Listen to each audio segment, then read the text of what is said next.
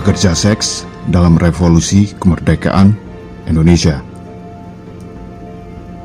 Revolusi demi kemerdekaan Indonesia butuh ribuan bedil, dan untuk mendapatkannya tak cuma mengandalkan jaringan penyelundup maupun pedagang Republikan. Ia butuh banyak tangan agar bedil-bedil serta pelor-pelornya itu bisa sampai ke tangan para pejuang yang bergerilya melawan tentara Belanda. Suka tidak suka, para wanita tunasusila juga punya jasa dalam perkara tersebut. Mereka mengambil resiko dan meluangkan waktu untuk membantu para pejuang bersenjata mendapatkan perkakas revolusi. Setidaknya, sejarawan Australia Robert Cribb dalam gejolak revolusi di Jakarta pada tahun 1945 hingga 1949 mencatat bahwa senjata-senjata itu diperoleh dari hasil mencuri melalui penyelundupan dari Singapura dengan bantuan sejumlah wanita tunasusila Senen yang memperoleh senjata-senjata itu dari para serdadu India. Para pelacur itu adalah jaringan lama dari orang-orang yang tergabung dalam Laskar Rakyat Jakarta Raya. Hal ini terjadi ketika tentara sekutu, dalam hal ini Inggris, berada di Jakarta.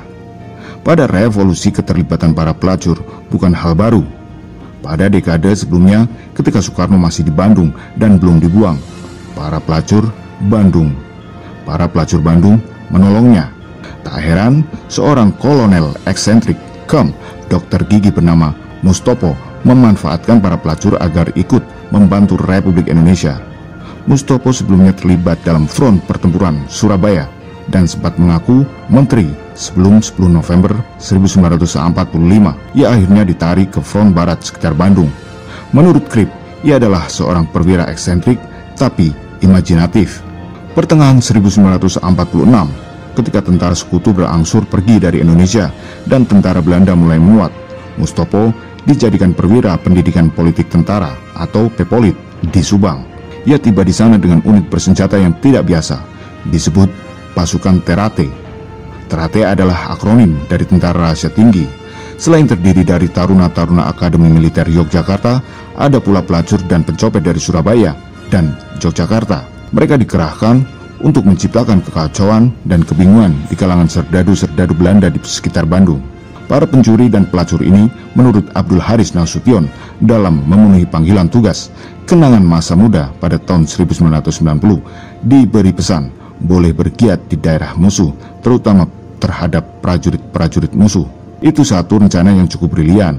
Sebetulnya, pihak Republik berusaha mengirim penyakit masyarakat ke daerah lawan.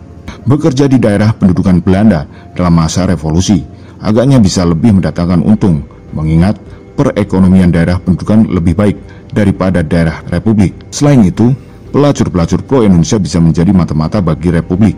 Bagaimanapun, tentara-tentara Belanda yang dikirimkan ke Indonesia adalah pemuda-pemuda Belanda yang jauh dari pacar atau istri. Mereka butuh kehangatan, dan tak jarang para pelacur jadi penuntasan birahi. Pelacuran di daerah pendudukan Belanda maupun medan perang lain di dunia adalah efek dari peperangan juga. Kesulitan bahan makanan dan sumber uang membuat banyak perempuan rela jadi pelacur. Mengutip kesaksian seorang mantan veteran tentara Belanda di Indonesia, Frans Benskap Knok, ketika kami memasuki kota dengan truk militer berkapasitas 3 ton, di sana-sini terdapat perempuan yang sudah siap bercinta dengan tentara-tentara Belanda. Tetapi kami sudah mendapat peringatan dan takut setengah mati akan dampak perkencanan itu, ujar Knok, sebagaimana dicatat dalam Serdadu Belanda di Indonesia. Veteran lain, Jan Toledo, berkata, sewaktu masih dalam pendidikan, kami melihat beberapa film tentang penyakit-penyakit yang mengerikan. Waktu itu, saya masih begitu hijau, sehingga mengira bahwa kami bisa tertular dengan penyakit-penyakit itu dari setiap perempuan. Tarif pelacur-pelacur itu menurut veteran Belanda lain lagi, hanya sekitar 25 sen. Selain takut karena menderita penyakit kelamin, polisi militer Belanda mengawasi serdadunya yang memakai jasa pelacuran. Namun, ada saja serdadu yang bercinta dengan pelacur di daerah pendudukan. Larangan dan ketakutan serdadu-serdadu itu terlupakan begitu kebutuhan akan tubuh perempuan menguat dalam benak mereka. Sialnya, ide Mustopo tersebut kemudian ternyata menjadi ibarat senjata makan tuan. Karena adanya pelacur di front itu menyebabkan prajurit kita yang kesepian di front terkena gedahnya. Terkena wabah penyakit kotor, tulis Mukadi dalam pendidikan perwira TNI AD di masa revolusi pada tahun 1979. Selain itu, Nasution juga menerima laporan ada taruna Akademi Militer Nasional kita yang sedang praktik di front menjadi korban dari wanita tunasusila itu. Penyakit kelamin itu harusnya menghinggapi pemegang bedil Ratu Belanda. Kekeliruan fatal Kolonel Mustopo yang eksentrik dan imajinatif. Ia tidak memisahkan daerah operasi pelacuran dan terkesan mencampurkannya. Jika Mustopo jadi sasaran kesalahan mengirimkan pelacur-pelacur itu menyusupi daerah pendudukan, di sisi sebaliknya membiarkan para pekerja seks terus beroperasi di daerah Republik pun tak terlalu baik bagi pendukung Republik yang kebanyakan menganggap mereka hanya sebagai penyakit masyarakat.